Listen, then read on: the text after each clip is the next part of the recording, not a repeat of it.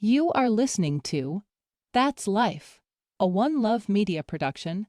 In this episode, we will be discussing sensitive topics related to suicide, including mental health struggles and personal experiences. We recognize that this may be triggering for some listeners. If you or someone you know is struggling with suicidal thoughts or feelings, we encourage you to reach out for help. Resources are available, and support is out there. Please take care of yourself and listen with caution. Thank you for tuning in.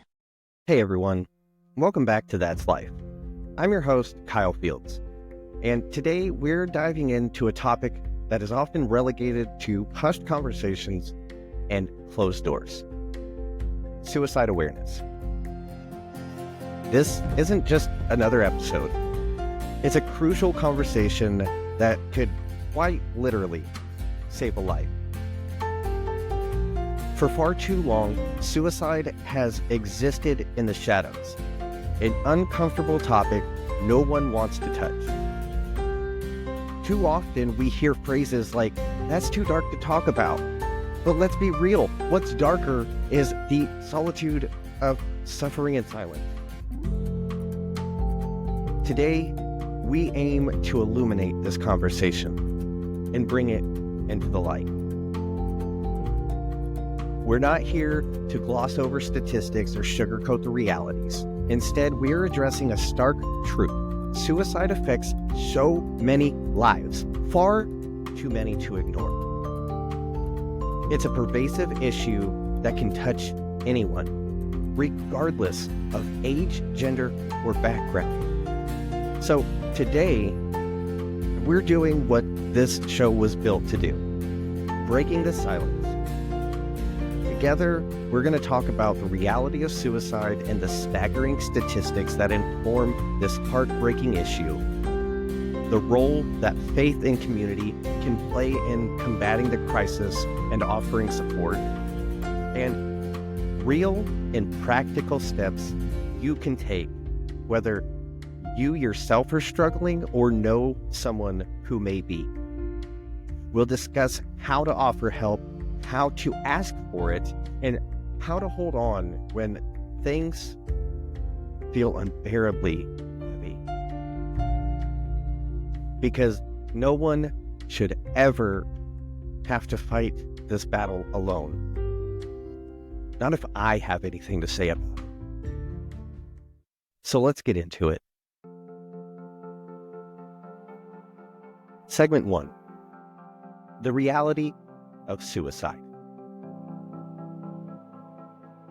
Let's start with some hard truth, because it's vital we face the gravity of the situation head on. Right now, suicide stands as the 12th leading cause of death in the United States, claiming over 47,000 lives each year. For every one person who dies by suicide, an estimated 25 more attempt it. That means we're looking at a staggering number of individuals struggling silently, often feeling trapped in their pain, like they're alone in a crowd. Many people harbor the belief that reaching out is a sign of failure and that their pain would burden others. They feel ashamed, isolated, like their suffering is something they need to endure on their own. This is crucial to understand. People who contemplate suicide often don't want to die. They just want to escape their pain. According to the Alliance of Hope, suicide is driven by pain, and it's important to realize that the goal of someone who is suicidal is not death, but the end of that pain. Let's get something crystal clear. Your pain is not a burden. You are not a problem that needs to be solved. You are a person worthy of compassion and support. The article emphasizes a critical perspective. The suicidal mind is bent on finding a solution to what feels like an insurmountable problem. What might seem selfish or incomprehensible to those on the outside is often about an overwhelming desire to end suffering. Besides, I don't care what anyone has told you or what the whispers in your head try to convince you of. I care. I promise you, there are people in your life who care too. If you're struggling, I need you to hear me loud and clear. The world is better with you in it. You are needed. You are loved. And your voice does matter. The Alliance of Hope states, understanding that suicide is about resolving pain may help us have empathy for those who are suffering and begin to break the stigma and isolation around mental health. We need to recognize that asking for help is an essential step, not just for ourselves, but for the sake of those around us who care.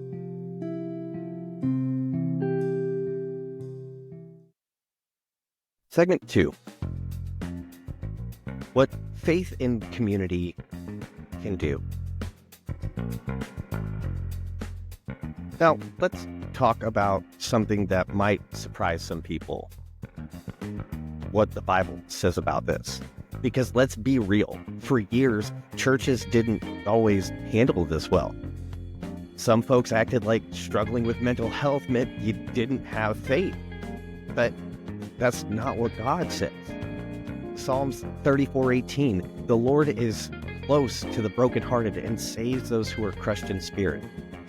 2 Corinthians 1 verses 3 and 4 comforts us in all our problems so that we can comfort those in any trouble with the comfort we ourselves receive from God. Romans chapter 8 verses 38 and 39. Nothing can separate us from the love of God.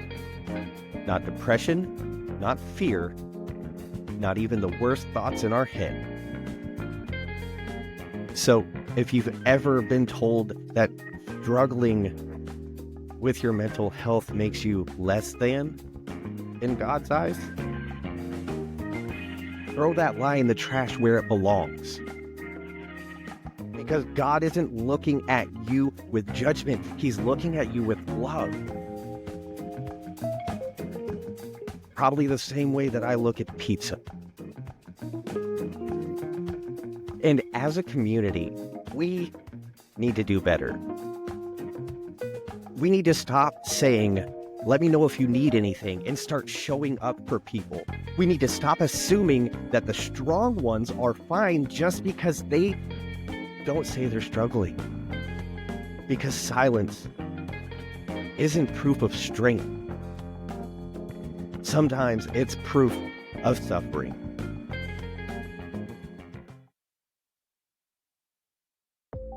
Segment 3. What to do? Real steps.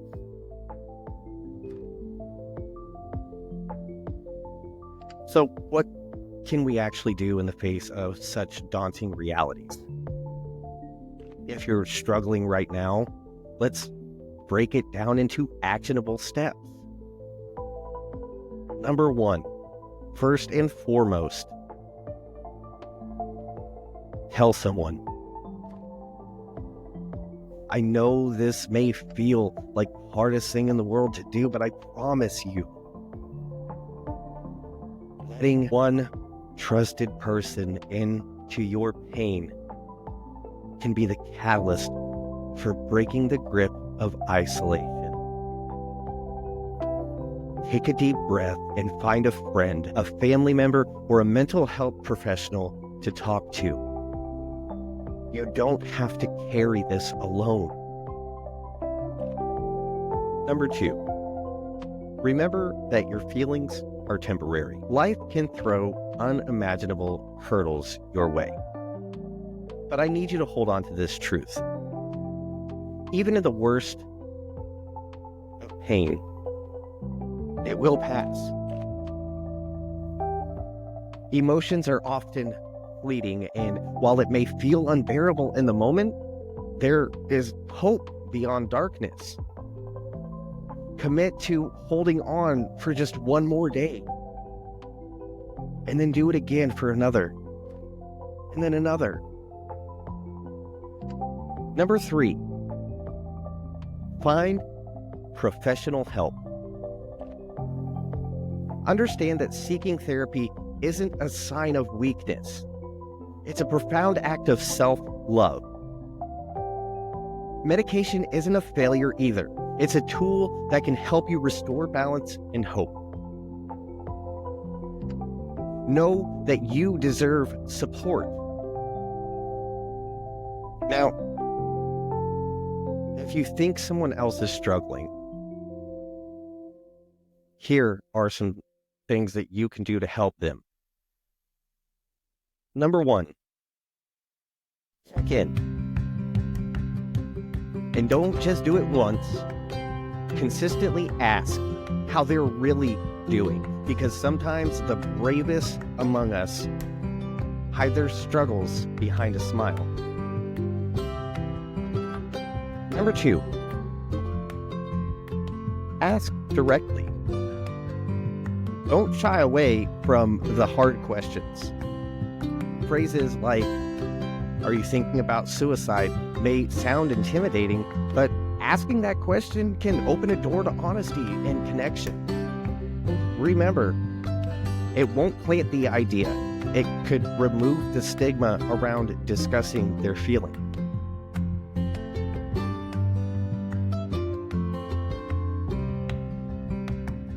Number 3, don't minimize their pain. Avoid the urge to say, "But you have so much to live for." Instead, just listen. Validate their feelings without judgment or interruption. Number 4, be the friend who follows through. Show up for them. Make that call. Check in regularly. Make plans to be together. Human connection can be a lifeline during difficult times. With just a few thoughtful actions, each of us can become a part of the solution in a world where silence has been far too loud.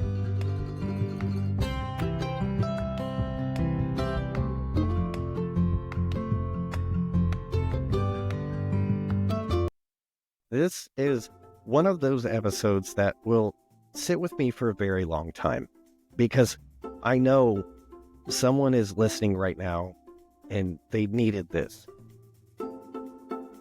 If that's you, listen to me. You are loved. You are wanted. You are not alone. If you ever feel like you can't hold on, please reach out. Call or text 988. There's always another way. Message me. Call me. And for the rest of us, it's time to show up for the people in our lives, because we never know who's fighting a battle they haven't spoken about yet. Now, before we go, if you want exclusive member-only content, I've got something special for you. We are going to be launching something called the That's Life Member Lounge. It's going to be I wouldn't say just a podcast, but there are going to be member-only episodes. You get the option of requesting topics for me to go over, whole bunch of stuff. It's just $5 a month, and it really, really helps me out, helps this channel out. And if you would like to know more information on it, you can head on over to patreon.com/OneLoveFLA. Next week on the main show, we're shifting gears with an episode all about how to let go of resentment and start living free. You won't want to miss it. Until next time, do you, but do it with love and affection. I'm Kyle Fields, and that life.